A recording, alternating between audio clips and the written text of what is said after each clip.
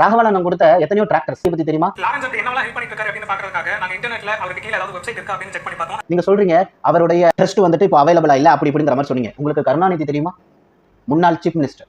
அவர் முன்னாடி ஒரு ஸ்டேஜ்ல சில குழந்தைகளுக்கு இதய அறுவை சிகிச்சை பண்ணணும், உதவி செய்யுங்கன்னு கேட்கும்போது அவர் மூலம் எத்தனை குழந்தைகள் இதய அறுவை சிகிச்சை இலவசமாக பண்ணிக்கிட்டாங்கிறது தெரியுமா? கருணாநிதிக்கு தெரியாதா? ராலன்ஸ் வந்துட்டு போலி ஃபேக் அப்படின்னு உங்களுக்கு தெரிஞ்சிருச்சா? இதை உதயநிதி ஸ்டாலின் அவர்கள் ஸ்டேஜில் உட்காரும் போது கூட உங்க தாத்தா கிட்ட சொன்னோம், உங்க தாத்தா ஹெல்ப் பண்ணாரு, பல குழந்தைகளுக்கு நாங்க ஆபரேஷன் பண்ணோம், இப்ப நீங்க வந்திருக்கீங்க உங்ககிட்ட கேட்கறேன் அப்படின்னு போறவங்க கிட்ட எல்லாம் பிச்சை எடுக்கிறான் சார். அந்த மனுஷன் பிச்சை எடுக்கிறான், வந்தவ வாழல.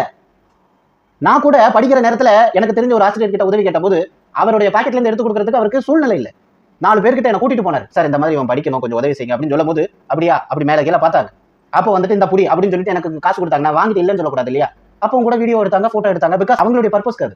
அதை அவங்க போட்டு பிரபலம் அடைறாங்க, என்னவோ பண்றாங்க. நான் ஃபீஸ் கட்டுறதுக்கு எனக்கு ஒரு காசு கிடைச்சதா இல்லையா? அவ்வளவுதான். இது என்ன பெரிய குலகுத்தமா? ஏன் நெஞ்ச கிழிச்சி அதயத்தை எடுத்துட்டாங்களா? இல்ல 2 கிட்னி எதுக்கு உனக்கு, ஒரு கிட்னி உனக்கு நான் ஃபீஸ் கட்டுற, ஒரு கிட்னி கொடுங்க என்ற புடிங்க எடுத்துட்டாங்க. இல்ல இதனால எனக்கு என்ன அவமானம் வந்துருச்சு? இன்னைக்கு நான் படிச்சு வெளிநாட்டுல நல்ல வேலையில இருக்கேனே.